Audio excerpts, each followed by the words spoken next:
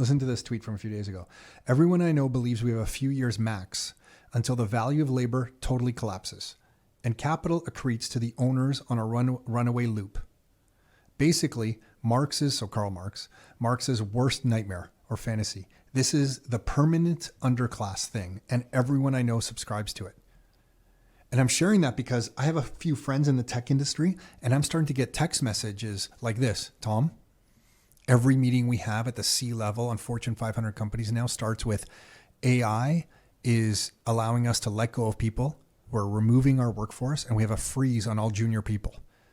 So they're thinking in the next few years, their net income on some of these big companies is going to go through the roof. But after that, when you let go of everybody and there's nobody to buy the products and stuff you're selling, it kind of falls off a cliff. For the first time since we started this business, Nick, in 2007, I'm getting semi-panic text messages from friends in my network in the tech world saying, hey, let's get together and chat. What the heck is happening here? We have 2 to 3 years left before this is game changing for the entire labor force. Yeah. It's going to change. Because how do you price labor? Like the thing is, GDP, labor is a big component. How do you price labor? What price do you assign to labor? Yeah. Yes. So I agree with that point. And then I guess I would expand on it saying in the past, I feel like when the new technology came out, the speed at which it replaced things was slower. So it was easier to adjust incrementally, whereas it feels like this time the speed is quite fast. And I don't know if do you need the network administrators the other tech boom had network administrators, database administrators, system engineers, architects, system architects. Like there was almost this other world of jobs that was created as the new tech emerged. This tech is emerging and it's like, oh yeah, like junior programmer, we don't need you. Oh yeah, like junior screenplay writer for a movie, gone. You do some like accounting work? No, don't really need that. Mm-hmm. Yeah, so if people's fear with this, a lot of people when you talk about real estate, they're like, well, what's going to happen then to property values or rents? They're like, well then, okay, so take your pick. But they're like, okay, so great. So already, like if you look at retail, I mean, what percent of the time are you checking out of a store with a human versus doing it yourself? And you're encouraged to go to the self-checkout. Yeah, and how much longer until it's just RFID chips and you scan your credit card going in and it monitors you going around. Whatever you take, it charges you and it just charges your card. So, but if those people are living, in and I'm not saying those people have to be living in rental units. I'm just using it as an example. But if they're living in some apartments, for example, and you're the building owner, well, if they lose their job, how are they going? Who's going to pay the rent? Mm-hmm. Yeah. We're universal basic income for the entire population, or as Nick says in his post here, which is a horrible sentence, the permanent underclass, universal basic income's incoming. The people who control the capital will control the feedback loop that he's referring to about AI and accrue more capital. The people who don't control the capital are the new permanent underclass that will be supported with universal basic income so they can make their rent. So the money goes from the government to them to the, in this example, the landlord, but it's whoever's kind of controlling it.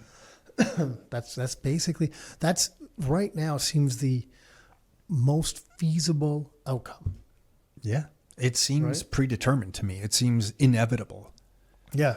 And then how soon is it before somebody deploys some AI in a corporation that has some legal standing as a shareholder of a corporation and says, here's $1 million, go buy some property that's going to have the best returns and rent it out to humans. And it can digitally email property managers and rent these out to humans. And you're paying your rent to some like artificial intelligence controlled corporation in a jurisdiction. Yeah, no, I know, no, it is ridiculous, but the thing is, it's not ridiculous. Yeah. But let's my AI is, guys, I can't talk right now. My AI is changing my move-in date on my next property. I need to respond quickly or I lose the property. So, yeah. So let's extrapolate this out a little bit, right? So the value of some things so let's take, real estate or some sort of product, right? So the real estate or the product is easier to then manufacture, cheaper to manufacture because there's less labor involved, because there's more automation, whether it's with, through robotics or AI or whatever it is. Yeah. There's more automation. So the product is cheaper. So the value of the price of that product goes down. if the real estate, let's say rents aren't able to be paid because of there's job losses and things like that, well then obviously if the rents aren't paid and or the rents have to drop because people can't afford them, well the value of the property goes down as well, right? So if the value of the product goes down, that gets cheaper for the company. It compresses profit margins, any loans or anything to create the banks for infrastructure, for the robotics, manufacturing, building, all those things. Those loans are a little bit more in jeopardy because there's just not as much profit from the company because everything's gotten cheaper and people can't afford the product. So I'm saying it's cheaper to make, but it's also, I'm just talking about dropping prices. Yeah. People can't afford it, so prices come down, same with the real estate. So in our system, if this happens, then all the financial world that is built on this debt, everything really kind of implodes. Correct. Right. So no, I'm just trying to agreed. Just step by step, Yeah. because all of a sudden then you have all these loans that are out and all this And real estate is a big part of the collateral for a lot of what you just. That's what I was going to say. I was going to say quote unquote. I forget, but it was something used. And I was going to talk about the collateral. So this stuff is being used as the collateral, and there's and then when all that collateral is now underwater. So basically, if the loans go, so the value of the collateral is now less than the value of the outstanding loan, people can just look around and be like, well, I'm not going to pay it. Forget it. I'll walk away. Yeah. And then things kind of. And then the implode. losers in that would be the banks. Yeah. So therefore, it can never happen. So then that's why that's why there's this talk, right, from a lot of people that there would be UBI, universal basic income, and that's just massive injections of money into the economy to keep these prices up, Propped up. Yeah. to then protect the system as it's built today. Exactly. That's really, and I'm As the powers that be need to get voted in every 4 years. So if they let happen what you kind of beautifully outlined there, how are they going to get the votes? Because now the people that they need to get votes from, either they're an older generation that owns their home, that the property value collapsed, or there's some big bank or private equity that has influence with the government that has a collateral base that has collapsed. So you have a huge voting part of your population that is like not into this, and a huge part of the business people that you need donations or lobbyists or whatever support from that doesn't like it either. And youth and the political class is just going to say, yeah, let it happen. Yeah. It's for the good of the people for real estate prices to come down that low. Yeah, Which it would can be good. real But estate or honestly, any prices. Or any, I'm just talking real estate because it's the number one collateral essentially. Yeah, right okay. now. I was trying to use multiple But examples. yeah, the but products. the real estate's it's an easier example to obvious use. one, Yeah, yeah. yeah. So yeah, that's why they're backed into a corner. So then I had Sean on. I did a podcast with Sean, like this is a few months ago, and his belief or argument was that, well, inflation is like an important part of the economy, and I was like, well, you know, like when they talked about 2% inflation and central bankers, I'm like, well, we have these unelected people making these decisions for the whole country. It doesn't make any sense to me. And his argument was that, well, if you don't have inflation, then people aren't going to spend their money. Right. Because he goes, if something just gets cheaper, if you have deflation, like deflation is like the worst thing that can happen. So you can't have deflation. He's like, we need inflation. And it's because otherwise the economic activity will just stall because people aren't going to be spending their money because everything gets cheaper in value. So, you know, so that's don't even have to get into that conversation, but so he's, you know, and many people in the finance world, so he's a financial advisor, and many people in the finance world have those same beliefs. So if they believe that you must have inflation, it's a small amount of inflation. So they're calling it 2% a small amount. They believe in CPI, I call it, and it's 2%. We know that's not true, but anyways. Stealing from you softly. Yeah. Okay. Yeah. So if you need to steal from you softly at 2%, then in this world, I'm just wondering, like, and now I'm wondering what these guys are thinking, like, how are they looking at this? Because they're like, we need inflation. So in this world where AI starts technologies really starts driving the prices down, then so it's just like, so their belief is like, yeah, you need inflation, so you better prop up those prices and keep them going. Otherwise, it's going to be no economic activity. Like, is that's the counter argument that people are? Yeah, You're right. Yeah. I would love to know the counter argument to them. I think they think that like, well, things just get more expensive over time. So Nick, your example that like that you can create products for less, not really true, Nick. Like, yeah, sure. The robots get better. You need less people, but you know, the inputs, energy, lumber, metal, the commodities you need to produce the things, they always just go up in price. They're talking about inflation or debasement causing that. But so in their mind, I think they would discount what you say. I think they would look at your example, especially on the product side, maybe not the real estate side, but the businesses that are creating products, how you said it would get cheaper. The products would get cheaper and cheaper because of all the productivity improvements. I think they would look at it and say, well, no, that's not possible, Nick. Mm-hmm. So like your whole theory, no, never going to happen. And so, it's just, to me, it's completely false. Yeah.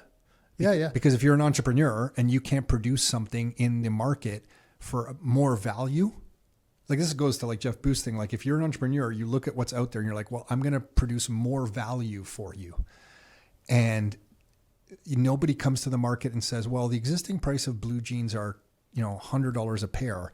I'm going to come to the market and produce them at $120 a pair. Let's assume branding is equal. Yeah. The branding's equal. There's no like extra money. Nobody says that. You only get an entrepreneur is like, I have a way to get denim with these machines fabricated a little bit faster like this. I can come to market at $90 a pair. Or it's the same price, but it's a superior quality. And I'm kind of eliminating that. But yes, absolutely. Yeah. Right. Yeah. That's what a free market is supposed to do. I love how we're like stumbling on it because it's like seems so foreign. That's what you call a free market, which we don't have.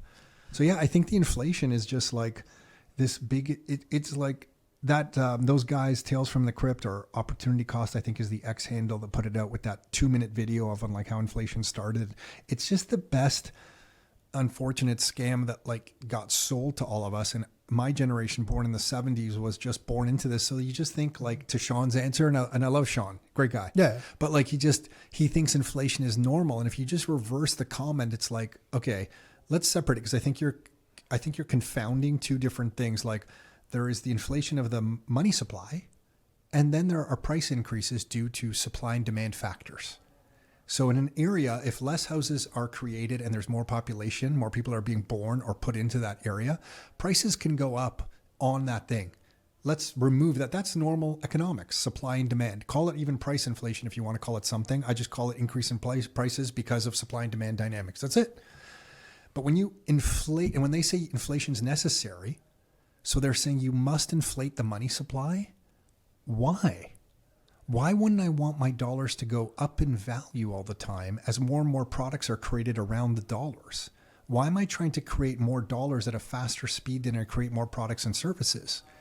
It's economically an incorrect, weak, false statement. Mm-hmm. I want the dollars that I earn from my time and labor to stay at a certain purchasing power, ideally go up as we get more productive in the market around it and more goods and services around the money supply are created and the dollars stay the same amount.